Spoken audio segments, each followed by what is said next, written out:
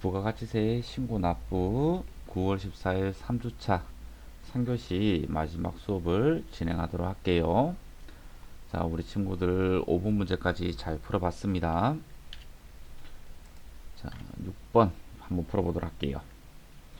자, 부가세법상 사업자 등록, 그러니까 지금 개인 사업자를 의미를 하는 거예요. 사업자 등록의 정정 사유가 아닌 것은 1번 사업장을 이전한다. 주소가 변경돼야 된다. 그죠? 자, 해당이 됩니다. 자, 사업자 대표자 명의 변경. 자, 이게 상속은 가능한데 다른 것은 안 된다. 그죠? 자, 그래서 2번이 틀렸습니다. 새로운 사업의 종류를 추가할 때, 자, 종류를 추가한다. 제조업을 하고 있는데 여기에 더해서 도매까지도 하겠다. 그러면 이 도매업을 사업자 등록 중에 업태 추가를 해야 된다. 그죠? 그래서 3번 또 맞다. 4번 상속으로 인하여 사업자 명기가 변경될 때, 자, 요것만 개인 사업자 대표자를 변경할 때 정정 사유에 해당되는 것입니다. 그래서 6번에 2번이 틀렸습니다. 자, 7번 부가가치세법상 사업자 등록과 관련된 설명 중 틀린 것은 이네요. 자, 1번 사업자는 사업장마다 사업 개시일로부터 20일 이내에 사업자 등록을 하여야 한다. 자, 요거 맞는 표현이다. 그죠? 2번 신규로 사업을 시작하려는 자는 사업 개시일 전이라도 사업자 등록을 할 수 있다. 그렇다. 그죠? 3번 사업자 등록에 신청을 받은 관할 세무서장은 신청일부터 3일 이내에 사업자 등록증을 신청자에게 발급하는 것이 원칙이다. 틀렸다. 이제는 2일이다. 이게 예전 문제이기 때문에 틀린 거예요. 예전 문제에서는 3번 또 맞는 것입니다. 4번 상속으로 인하여 사업자의 명의가 변경되는 때에는 폐업을 하고 신규로 사업자 등록을 하여야 한다. 자, 틀렸다. 그죠? 상속으로 인하여 사업자 명의가 변경되는 것은 정정 사유에 해당된다. 폐업을 하고 신규로 사업자 등록을 할까지는 없다. 뭐 정려나 뭐 이런 것들은 해야 되겠지만 상속은 괜찮습니다. 자, 그래서 3번 또 틀린 게 이게 예전 법령이었기 때문에 그렇습니다. 옛날에는 맞는 표현이었어요. 언제요? 자, 2020년 7월 이전에 사업자 등록을 했을 때는요, 3일이 맞아요. 자, 8번 다음 부가치세법상 사업자 등록에 관한 설명 중 가장 잘못된 것은, 자, 1번 사업자는 사업자 등록의 신청을 사업장 관할 세무서장이 아닌 다른 세무서장에게도 할 수 있다. 맞아요. 자, 요거. 자, 제가 서울 송파구에서 사업을 하려고 합니다. 그러면 사업장 소재지가 서울 송파구가 되는 거죠. 그럼 관할 세무서도 송파 세무서가 되겠다. 그죠? 자, 그런데 출장을 인천으로 가게 되었는데 인근에 인천 세무서가 보이는 거예요. 그래서 미리 사업자 등록을 출장 간 김에 하자고 해서 인천 세무서에 들려서 사업자 등록을 하려고 합니다. 요거 가능합니다. 대신에 어떤 문제점이 있냐면 사업자 등록증을 수취하는데 다소 시간이 걸립니다. 왜냐하면 자, 인천세무서에 신청을 했기 때문에 이 인천세무서에서는 송파세무서로 자료를 이첩시켜 줘야 되겠다. 그죠? 그래서 시간이 걸린다는 겁니다. 하지만 다른 세무서장에게도 할 수는 있는 겁니다. 2번 사업장이 둘 이상인 사업자는요, 사업자 단위로 해당 사업자의 본점이나 또는 주사무소, 관할 세무서장에게 등록을 신청할 수 있습니다. 자, 이게 사업자 단위 가세 제도를 이야기한다. 그죠? 자, 3번 사업자 등록에 신청을 받은 사업장 관할 세무서장은요, 자, 신청자가 사업을 사실상 시작하지 아니할 것으로 인정될 때에는요, 그렇죠, 등록을 거부할 수 있어요. 우리가 공부한 내용은 아닌데요. 자, 직권으로 폐업도 할 수 있지만 등록을 거부할 수도 있어요. 근데 현실에서는 잘 일어나지 않겠다. 그죠? 왜냐하면 사업자 등록을 하러 갔는데 내가 사업을 시작할 건지 아니면 시작하지 않을 건지 어떻게 판단할 거예요. 그죠? 그래서 법령상 문구는 있지만 실제로는 이렇게 거부하기가 많이 힘듭니다. 그런데 3번 내용도 맞습니다. 자, 4번 사업자 단위로 사업자 등록 신청을 한 경우에도 사업자 단위 가세가 적용되는 각각의 사업장마다 다른 사업자 등록번호를 부여한다. 틀렸다. 그죠? 사업자 단위 가세는 자, 한 개의 사업자 등록증이 나오는 겁니다. 각각의 사업장마다 다른 사업자 등록번호를 부여하는 것은 우리 주사업장 총괄 납부를 이야기하는 겁니다. 아셨죠?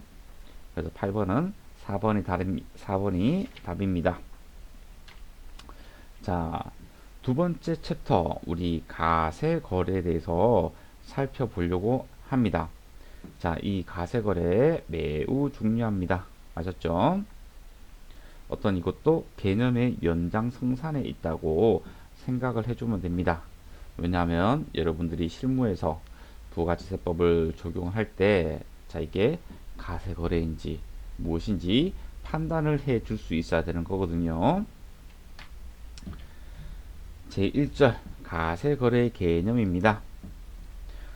부가치세법상 가세거래는요, 아래와 같이 규정하고 있어요. 제하의 공급에 대해서 가세를 하겠다. 용역의 공급에 대해서 가세를 하겠다. 그리고 제하를 수입하는 사람한테, 자, 수입은 우리가 매입이잖아요. 그죠? 자, 매입이에요.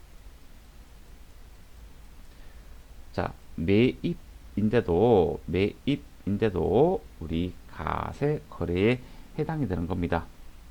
자, 이 제하의 공급과 용역의 공급은요, 자, 공급자가 세금 계산서를 발행을 하지만 제하의 수입은 세관장이 발급을 하는 거거든요. 자, 그래서 우리가 납부 의무 세관장이 발급하는 세금 계산서를 자, 매입 세금 계산서로 수치를 하면서 우리 부가치세를 이제 한급을 이렇게 받는데요. 자, 우리는 소비지구 가세 원칙을 취하고 있잖아요. 자, 그래서 이 제하의 수입도 수입하는 자에게 납세 의무를 부담을 하고 있다는 겁니다. 자, 아셨죠? 자, 그래서 가세 거래는 이렇게 총 3개로 구분을 지을 수가 있습니다. 그러면 우리는 이 3가지를 이제 구체적으로 살펴볼 거예요. 하나씩. 자, 2절 제하의 공급입니다. 자, 이런 식으로 하나씩 살펴볼 거예요. 제하의 공급인데요. 자, 이 제하, 무엇을 제하라고 이야기하느냐를 얘기를 하고 있습니다. 제하란 재산적 가치가 있는 모든 유체물, 형태가 있는 물체, 없는 물체, 재산적 가치가 있는 것이라면 모두 다 제하라고 한다라고 합니다.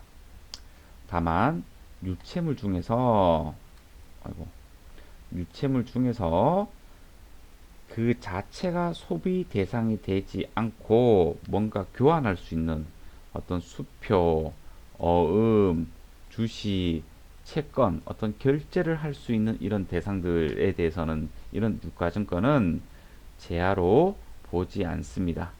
아셨죠? 자, 유채물, 무채물 예시로 든다면, 자, 유채물은 여러분들이 보면 알 거예요. 하지만 무채물은, 자, 가스 눈에 보이나요?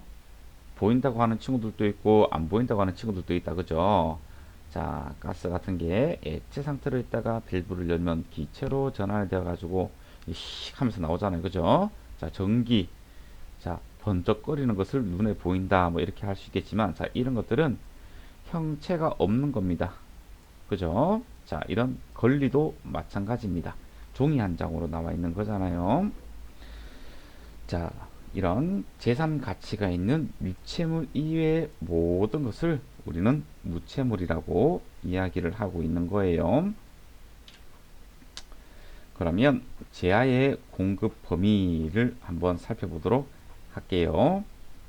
자, 첫 번째 어딨나?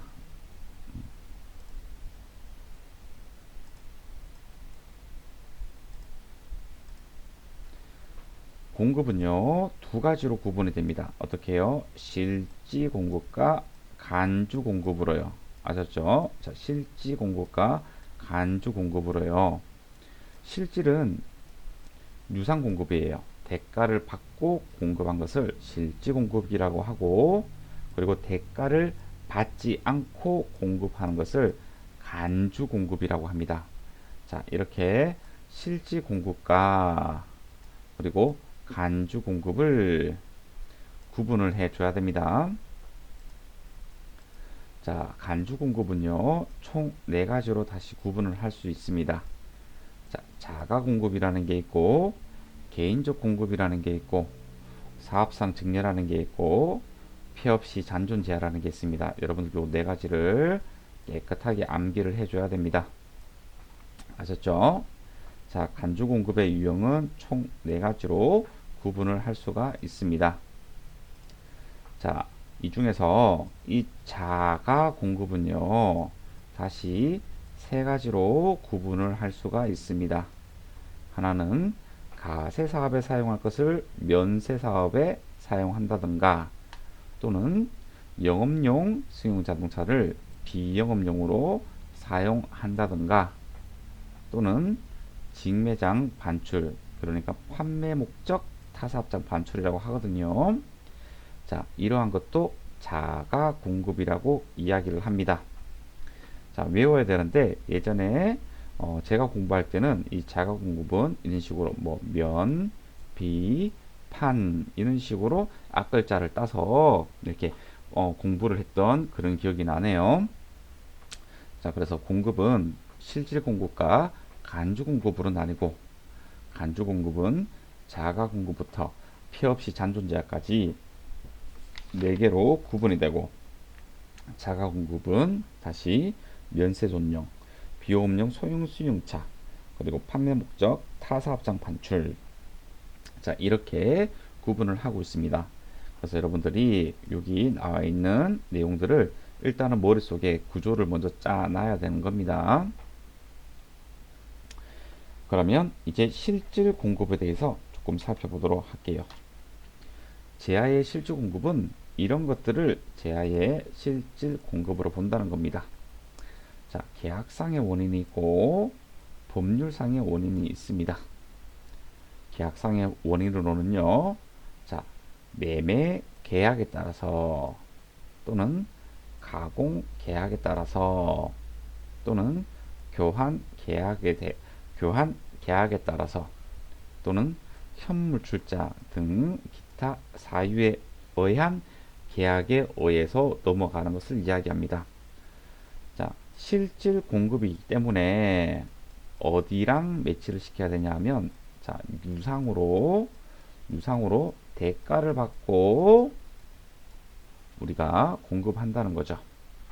자, 매매계약, 가공계약, 돈 받고 넘기는 거다. 그죠? 그리고 어떤 다른 자산을 취득할 목적으로 나의 다른 자산을 줄 때, 자, 현물출자, 주식을 받고 나의 부동산을 넘기고, 뭐 이런 거다. 그죠? 자, 그리고 법률상의 원인이 경매나 수용을 의미를 하는데요.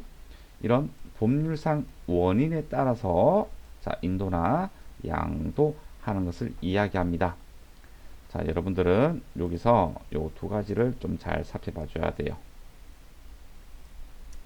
요 두 가지를요. 왜냐하면 자, 가공계약입니다.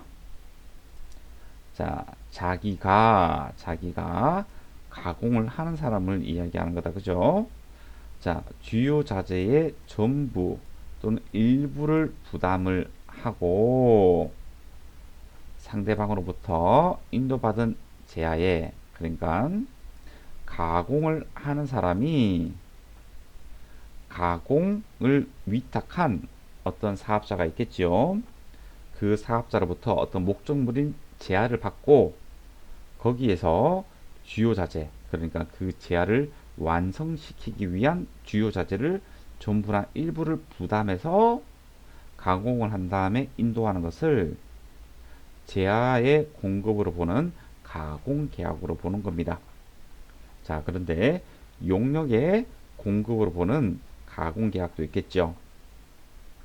이 제하의 공급으로 보는 그 뭐냐 가공계약과 그리고 용역의 공급으로 보는 우리 가공계약은요, 이렇게 구분이 됩니다. 자, 제가 가공계약은 자, 첫 번째 제하의 공급으로 보는 가공계약이 있다고 얘기했고요. 그리고 용역의 공급으로 보는 가공계약이 있다고 얘기했어요. 자, 요거 우리 구분을 해야 됩니다. 제하의 공급으로 보는 가공계약은요, 자, 주요 자재의 전부 또는 일부를 부담하고 가공했으면 제하의 공급으로 보는 가공계약이 되는 거고요. 용역의 공급으로 보는 가공계약은요, 주요 자재를 전혀 부담하지 않고 가공하는 것을 이야기하는 겁니다. 그래서 이 가공계약도 주요 자재가 들어갔나 들어가지 않나 라는 것으로 우리가 구분을 해주면 되겠다. 그죠? 자, 그리고 두 번째, 자, 경매 수용이라고 하더라도 어떤 다른 소정 법률에 따라서 공매나 경매나 수용이 발생했다면 제하의 공급으로 보지 않는 그러한 것들도 있습니다. 자, 우리가 이제부터 제하의 공급으로 보지 않는 경우를 살펴볼 텐데요. 자, 여기에서 뭐 국세징수법이라든가 또는 뭐 민법에 따라 가지고 공매, 강제 경매 또는 이러한 공익사업을 위한 법률 등에 의해서 수용을 받는다. 그렇게 되면 이 제하의 실질 공급으로 보지 않는다는 겁니다. 자, 우리 제하의 실질 공급을 살펴보았기 때문에 이제는 공급으로 보지 않는 경우를 살펴보도록 할게요. 자, 첫 번째는 양도담보입니다. 양도담보는 하나의 일종이고요. 자, 담보를 제공했을 때입니다. 자, 담보를 제공했다는 말은 아직까지 소유권이 넘어가지 않았다는 겁니다. 하지만 양도담보는 형식적으로 소유권도 같이 넘어갑니다. 하지만 담보의 성격입니다. 자, 질권, 저당권은요, 소유주가 아직까지는 변경되지 않았어요. 내가 만약에 그 채무를 변제하지 못한다면 그 질권, 저당권의 목적물을 가져가라는 거고, 양도담보는요, 형식적으로 소유권도 같이 넘어갑니다.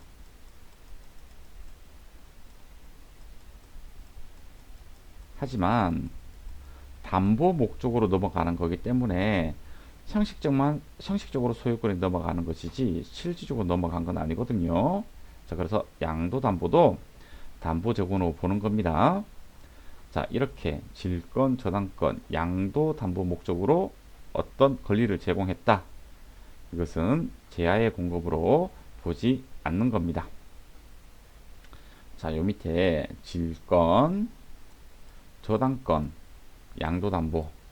자, 내용이 이런 거거든요. 자, 제가 어느 정도 설명을 들었으니까 여러분들이 읽어보고, 아, 이러한 것을 질권이라고 하는구나, 저당권이라고 하는구나, 양도담보라고 하는구나, 라고 여러분들이 스스로 공부를 좀 해주길 바랄게요. 제야의 공급으로 보지 아니하는 경우 그 첫 번째가 담보 제공이었어요. 자, 두 번째, 사업을 포괄적으로 양도하는 경우입니다. 자, 이거는 우리 어떤 그 사업 재편성을 할 수 있기 위해서 약간의 지원하는 그런 개념들도 들어가 있는데요. 사업을 포괄적으로 양도하게 되면 제야의 공급으로 보지 않기 때문에 우리가 부가가치세 납세 의무가 없는 거거든요. 자, 그런데 넘어갈 때 그 이전하는 사업장의 권리와 의무까지 몽땅 포괄적으로 양도가 돼야 됩니다. 그렇다면 우리는 부가가치세 납세 의무가 없다는 겁니다. 자, 조세를 물납하는 경우입니다. 물납하는 경우에는 실익이 별로 없습니다. 자, 물납했다. 납세 의무자가 현금이라는 금전이 없어서 어떤 부동산으로 그 조세를 물납했어요.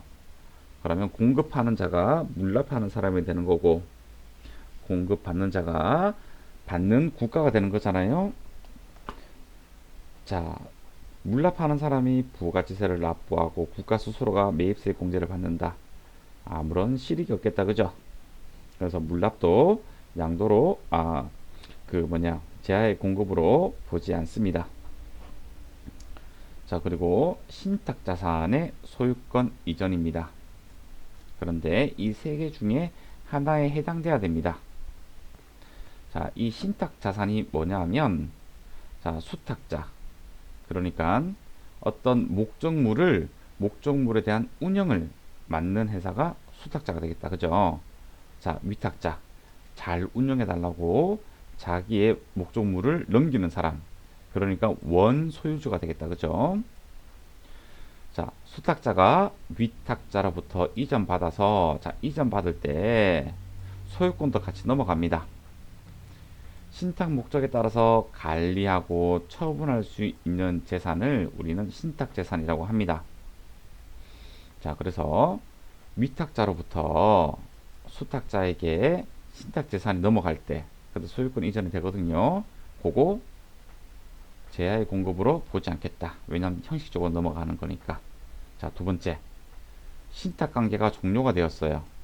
그래서 수탁자로부터 위탁자에게 다시 소유권이 원복이 되었네요. 이것도 소유권의 이전으로, 이것도 제야의 공급으로 보지 않겠다. 또는 수탁자가 변경이 되어서 새로운 수탁자에게 신탁재산이 넘어갔다. 계속해서 신탁재산이 이어지는 거죠. 이것도 제야의 공급으로 보지 않겠다라는 겁니다. 그리고 각종 법률에 따른 공매, 경매 이런 것도 기타 법률상의 원인으로 넘어가는 제야의 실질 공급으로 보는데, 이런 국세징수법이라든가 민법이라든가 뭐 그런 것들 때문에 우리가 공매, 경매로 부동산이 많이 넘어갔다. 제야의 공급으로 보지 않겠다. 아셨죠? 또한 도시 및 주거환경정비법, 그리고 공익사업을 위한 토지 등의 취득 및 보상에 관한 법률 등에 따라서 수령이 되었다. 이때도 대가는 받지만 제야의 공급으로 보지 않겠다. 아셨죠, 여러분들? 네, 그래서 요거를 잘 기억해 놔야 됩니다. 네, 요거를. 자, 이제 우리 제야의 실질 공급을 살펴봤고요. 반대로 공급으로 보지 않는 경우도 살펴봤어요. 자, 이제부터는 간주 공급에 대해서 살펴보도록 할게요. 자, 제하의 간주 공급은 의제 규정이기 때문에 어떤 대가를 받지 않고 공급하는 것을 이야기합니다. 자, 우리 간주한다, 의제한다 다 같은 의미다. 그죠? 간주 공급 중에서 제일 첫 번째 자가 공급입니다. 자, 자가 공급. 자, 우리 위치를 항상 보면서 공부를 해야 돼요. 자, 우리 간주 공급을 공부하는데 간주 공급은 네 가지 유형이 있어요. 그 중에 우리 자가 공급을 공부하는데 이 자가 공급 중에서도 면세 존용에 대해서 지금 공부를 합니다. 자, 면세 사업의 존용. 자, 이게 어떤 것이냐? 자, 가세 사업과 관련하여 생산 취득한 제하를 자, 우리가 가세 사업에 사용하려고 취득한 제한은 우리 매입을 했을 때 매입세 공제를 받을 수가 있잖아요. 그죠? 근데 애초에 면세 사업에 사용을 하려고 했다면 어떻게 되죠? 매입세 불공제가 됩니다. 그런데 애초에 자, 이거를 보면서 얘기를 할까요? 자, 우리 가세 사업은요. 자, 매입을 할 때 매입세액 공제를 받고요. 나중에 매출이 될 때 매출세액을 납부를 해야 됩니다. 그쵸? 하지만 면세 사업은요. 매입이 될 때 자, 불공제 처리가 됩니다. 그리고 매출을 하게 되면 매출세액이 자, 면제가 됩니다. 공제 받았기 때문에 매출세액이 발생하는 거고요. 반대로 매출세액을 납부할 거기 때문에 공제를 받을 수 있는 겁니다. 면세사업은요. 불공제 되었기 때문에 매출세액도 없습니다. 반대로 매출세액이 없기 때문에 불공제 처리됩니다. 자, 하지만 여기서 자, 여기 이 매출 부분하고 매입 부분은 달리 생각을 해야 되는 거예요. 자, 이 매입이 면세 제하를 매입했다. 그러면 애초에 매입세액이 없는 거고요. 여기서는 가세되는, 그러니까 부가세가 가세되는 매입분이 있었는데 그게 불공제 처리가 된다는 겁니다. 아셨죠? 면세되는 제하를 매입을 했다면 애초에 매입세액을 부담하지 않습니다. 그런데 가세되는 제하를 매입해서 면세 매출에 사용하게 되면 그 부담한 매입세액을 불공제가 됩니다. 자, 이러한 논리로 돼야 되는데 지금 어떻게 된 거예요? 처음에 매입을 하면서 자, 매입세에 공제를 받았어요. 그런데 지금 매출을 할 때 어떻게 돼요? 매출세액을 면제받으려고 하는 거죠. 면세 사업에 사용을 할 거니까. 자, 그래서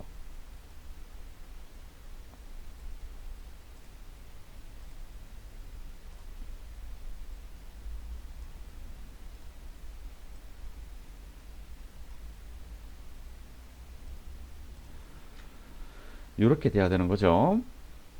자, 매출세액을 면제받았다. 이거 지금 면세사업에 사용을 한다는 거잖아요. 그죠? 자, 그럴 경우에는 어떻게 하라고요? 자, 매입세액 공제 받은 것을 다시 납부하라라는 겁니다. 왜요? 요것 때문에 그렇죠. 요런 구조라면 당연히 불공제 처리가 돼야 되는데 매입세 공제 받은 거죠. 그래서 요렇게 맞춰야 되잖아요. 그죠? 면세 사업에 이용할 거니까 요렇게 맞춰야 되잖아요. 자, 그래서 이것을 다시 납부하라고 하면서 요렇게 흐름을 맞출 수가 있다는 겁니다. 아셨죠? 자, 그와 관련해 가지고요. 자, 요렇게 한번 보도록 할게요. 자, 다만 처음부터 매입세액이 공제되지 않은 것은요, 가세되는 제하의 공급으로 보지 않는다. 자, 그 말이 뭐냐면, 자, 지금 매입을 하면서 매입세 공제를 안 받았다. 그러면 지금 이렇게 된다는 겁니다. 그러면 이 면세 사업에 관련된 흐름이 충족되기 때문에 제하의 공급, 그러니까 간주 공급으로 보지 않는다는 말입니다. 무슨 말인지 알겠죠? 자, 제가 아까 전에 설명한 내용들을요, 지금 교재에서 이렇게 설명을 하고 있네요. 네. 납부세액도 없고, 매입세액도 불공제 받고, 요렇게 돼야 된다. 세금을 낸다, 공제 받는다, 요렇게 돼야 된다. 자, 그런데, 요렇게 되었다. 매입세액 공제를 받고, 매출세액도 없다. 그러면 이거를 이렇게 돌려야 되겠다. 그죠? 그래서 간주 공급으로 봅니다. 자, 예를 들어 볼까요? 자, 우리 고속버스. 고속버스는 가세 사업에 해당합니다. 하지만 시내버스 또는 일반적인 시외버스는 면세 사업을 운영합니다. 자, 그래서 주식회사 서울고속은 가세와 면세 사업을 함께하는 겸용 사업자에 해당합니다. 자, 처음에 우리 이 가세 사업에 사용을 하려고 주유소로부터 경유를 구입을 했습니다. 가세 사업에 사용할 거기 때문에 당연히 매입세 공제를 받겠지요. 그런데 이 구입한 경유를요, 이 고속버스에만 사용하지 않고 어디에 사용을 해버렸어요? 그렇죠. 이 면세 사업에도 사용을 해버린 거예요. 이때 공급 의제로 본다는 겁니다. 그래서 이 매입세 공제 받았던 거 다시 토해내게 만들어야 됩니다. 아셨죠? 당연히 면세 사업에 사용할 것은 주유소에서 구입할 때 매입세 불공제를 받아야 되잖아요. 그쵸? 그래서 이 상태로 만들어야 돼요. 매입세 공제 받은 것들을. 자, 그러면 우리 회계 처리 하나 공부하고 갈게요. 자, 차량용 경유, 그러니까 공급가액이 2,000원이고, 자, 부가세 별도네요. 그럼 200원이 되겠다. 그죠? 매입한 다음에 차량 유지비로 비용 처리를 했다고 가정을 하세요. 자, 가세 사업에 사용하는 거는요, 지금처럼, 자, 공급가액이 비용으로 들어가는 겁니다. 요렇게요. 그리고 부담한 부가가치세는요, 부가세 대급금, 그러니까 매입세액이죠. 매입세액 200원 잡아줍니다. 그리고 나서 현금으로 2,200원 준 겁니다. 하지만 면세 사업은 이게 매입세액이 불공제에 해당되잖아요. 그래서 전에 불공제된 매입세액까지 어디로 보낸다? 그냥 비용으로 보내야 됩니다. 아셨죠? 그냥 비용, 매입세 불공제 받은 거는요, 그 해당 계정에 비용으로 보내면 된다는 겁니다. 아셨죠? 그렇게 어려운 개념 아닙니다. 한 번만 개념 잘 받았다면 괜찮습니다.